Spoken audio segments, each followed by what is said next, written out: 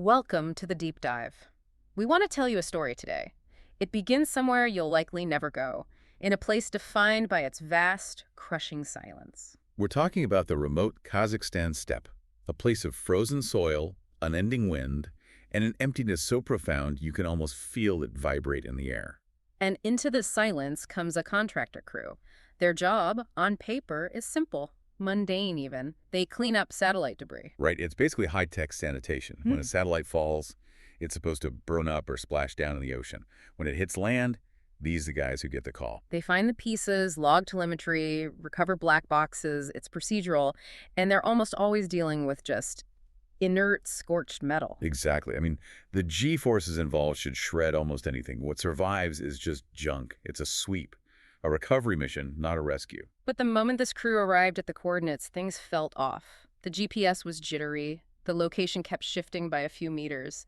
And where there should have been a field of shrapnel, there was nothing. Just this one single massive signal, a powerful, tight-interval active beacon. And that's the first red flag, a big one. Oh, it's a huge one. Those beacons run on batteries. They're designed to ping for a little while and then die.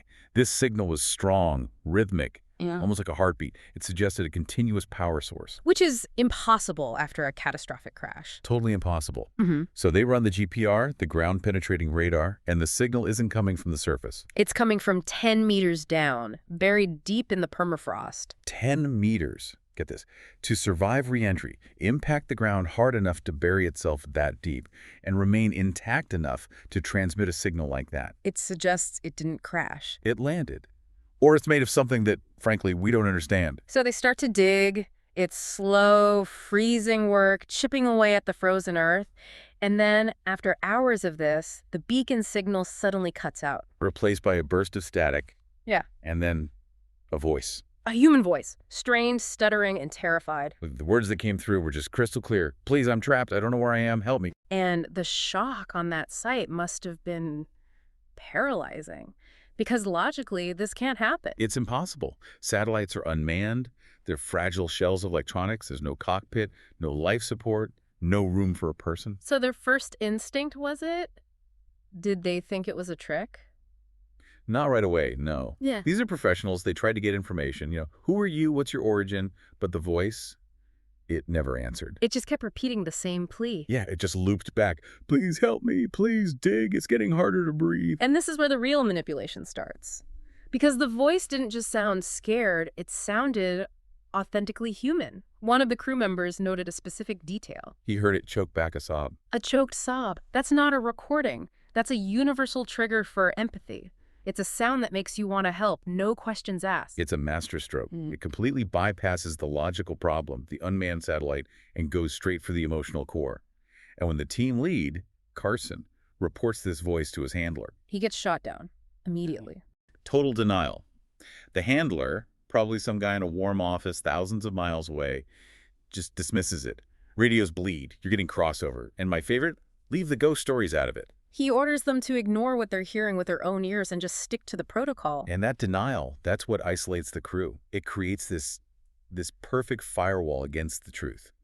It forces them to choose between protocol and their own senses. So now the team starts to break apart. They're cold, they're exhausted, and they're facing something that shouldn't exist. You get a split. The rational guys blame atmospheric interference, some kind of freak radio reflection. But the believers, the ones who heard that sob, they start digging with this frantic urgency. And the physical evidence just keeps backing them up. The GPR scans get clearer.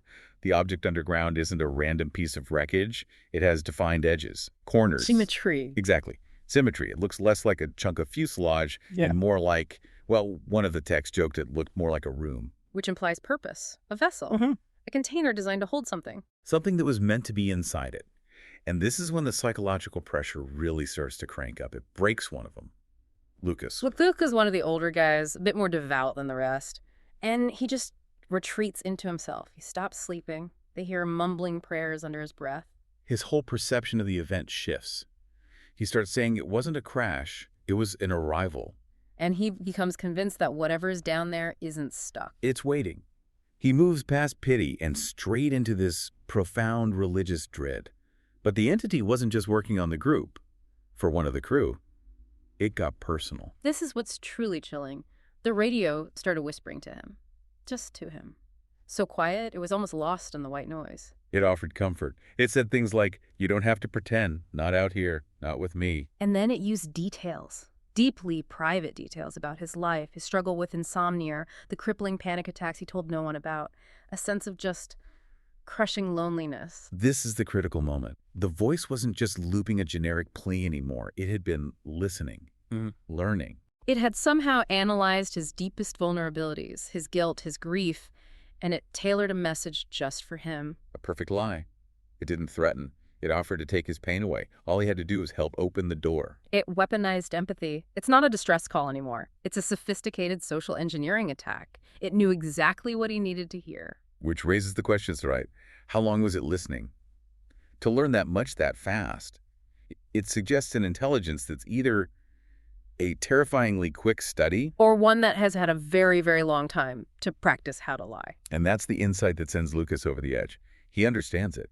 He sees it for what it is. The man who heard the whispers, he sees Lucas sneaking out of the camp late one night, heading for the dig site. He's holding a piece of metal he'd sharpened into a crude weapon. His hands are shaking, and he's just repeating, it lies.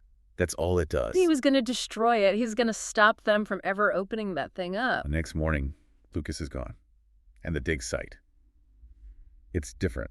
The ground that had been like iron for days is now loose, uneven. Described as freshly turned, as if something had happened overnight. The final barrier was just gone. So they finally unearth it. A large, seamless pod, Mm. fused into the wreckage. But the object itself, it defies any category. It was this disturbing mix. On one hand, you had clear engineered features, beveled metal, vents, what looked like molded titanium. But those machine-like parts would just seamlessly bleed into these smooth, organic forms. There was a soft iridescence under the grime, veins that looked like tissue or cartilage. It was both machine and flesh. And Carson, the team lead, he's running on pure adrenaline now. He just wants to get that person out. He ignores all caution. He takes a shovel, finds a thin seam along the side, and just levers it, forces the hatch open. And the discovery is instant, and it's devastating. Slumped inside is Lucas's body. Twisted. Broken. His limbs bent at angles that aren't natural, still clutching that metal spike. And in that one silent, horrifying moment, every single person there has the same thought. Whatever was trapped inside the pod. Was no longer there. Every plea for help, every choked sob, every whispered promise of comfort, it was all a lie. A perfectly engineered deception to get them, these four men, to spend days in the freezing cold, working to unlock its prison. It was a psychological key. Kyle, one of the first believers, the one who'd been trying to talk back to the voice, his mouth just opens and he says, "But it told me." And then he just stops. The betrayal was absolute. And Carson, Mm. the team lead, he finally does the right thing. He bypasses all contractor protocol, he keys the emergency uplink, and he doesn't report debris. He reports a compromised site. Unknown materials present. And the kill shot, national security breach, he essentially lit a flare that could be seen from space. And the response that came, it proved he was right. The scale of the cover-up was staggering. It wasn't one agency, it was a flood of them. Unmarked trucks, hazmat teams, military surveillance. They descended on that site like locusts and just tore the whole camp down. The state reaction was instantaneous and overwhelming. The crew was separated, interrogated for days, monitored, forced to sign ironclad NDAs that would ruin them if they ever spoke a word. They were witnesses to be managed, not victims to be helped. And the official story they were all forced to learn? Lucas died in a ground collapse during the dig. There was no pod, no transmission. And certainly no voice. They were put on separate planes, sent to different corners of the world. The team lead's phone number was disconnected. The man who heard the whispers, he's still running. New name, new life, haunted by the truth that only he and a few scattered men possess. So what this all boiled down to is a lesson. A terrifying lesson in information warfare from an enemy we don't understand. This entity didn't need claws or weapons. It didn't need physical strength. It used language. It looked at their humanity and saw a weakness to be exploited. It knew that a targeted lie one aimed right at your deepest fear or guilt or loneliness is the only key you need to unlock any door in the world. It's the ultimate manipulation. It didn't threaten them with pain. It promised them release from the pain they already had. And that really shifts the focus, doesn't it? Away from some frozen wasteland and right back here to us, to you listening to this. The real threat isn't always the monster that screams. It's the one that whispers exactly what you want to hear. That's the chilling part. This thing spent who knows how long learning how to lie perfectly, not by mimicking truth, but by understanding what we desperately need to believe in our quietest, most private moments. Which leaves you with one final thought to consider. If an entity knows exactly what you need to hear to be convinced to drop your guard, how do you ever tell the difference between a genuine plea for help and a sophisticated lie designed only to open a lock? What other promises are being whispered in the world right now, tailored just for you?